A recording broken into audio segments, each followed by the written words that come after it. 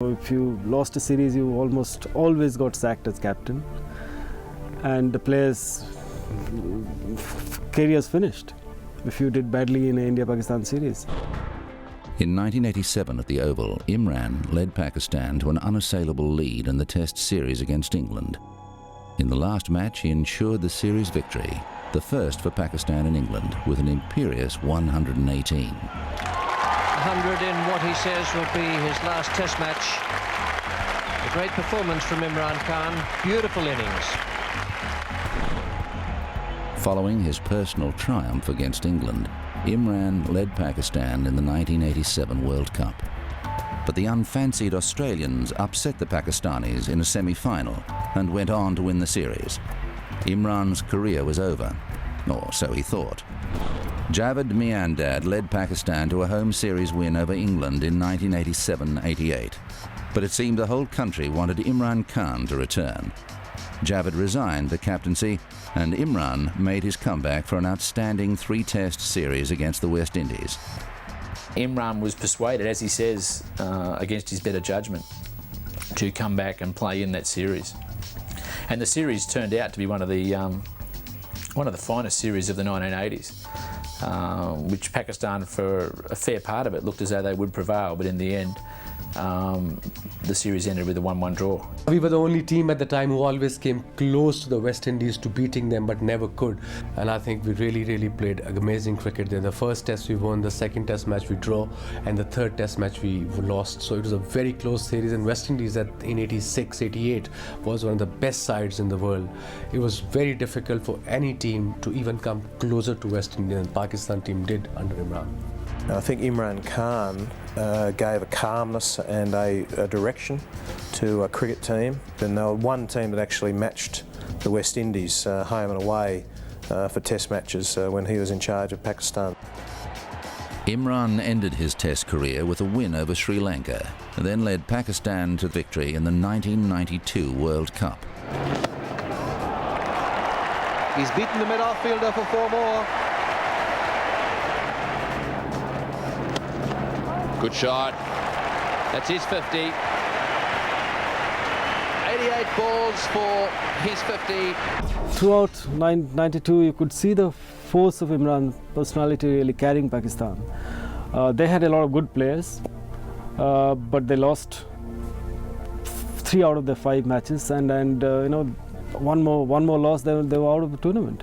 And I guess something snapped and something happened, and then the team turned around, and Imran started batting at number 3, scored runs there, and somehow he, got the best out of all his teammates. Imran Khan in particular was a very mentally strong man again, and a great leader. When Imran Khan took 10 others with him out onto the field, the 10 others that went out there with him, believed in the team that he was leading, and believed that Pakistan could achieve anything. That is the greatest thing about Imran Khan. Imran Khan has led his side to victory. What a great victory.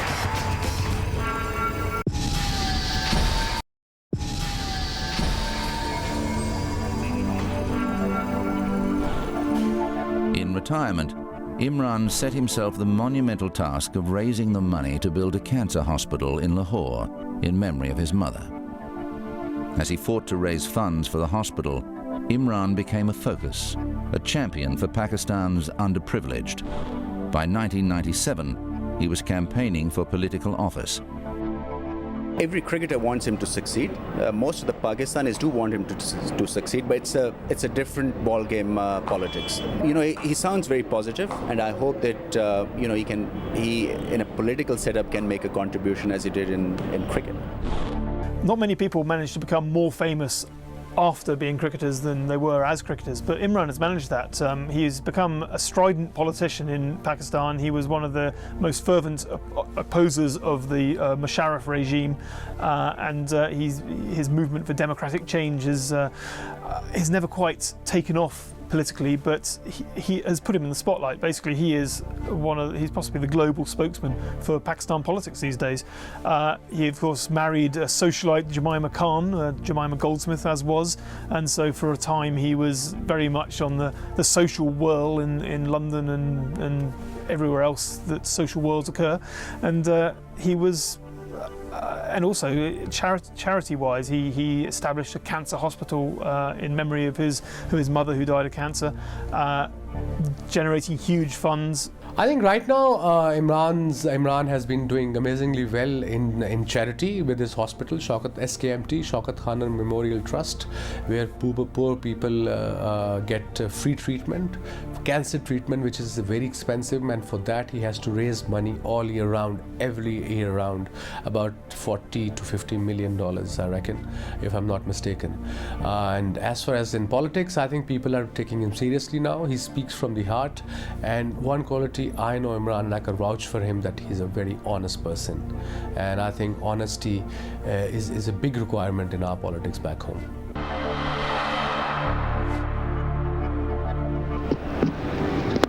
Whoopo, there it is, and it is 6.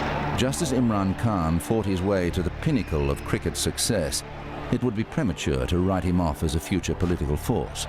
For the present, though, he leaves behind the record of an astonishing all-round cricketer and a leader of rare quality. Imran was definitely happier being a leader. I mean, he knew his own mind and spoke it very articulately. And I mean, it's not impossible to imagine him becoming Prime Minister of Pakistan, which he seems to aspire to. So you know, he was a genuine leader.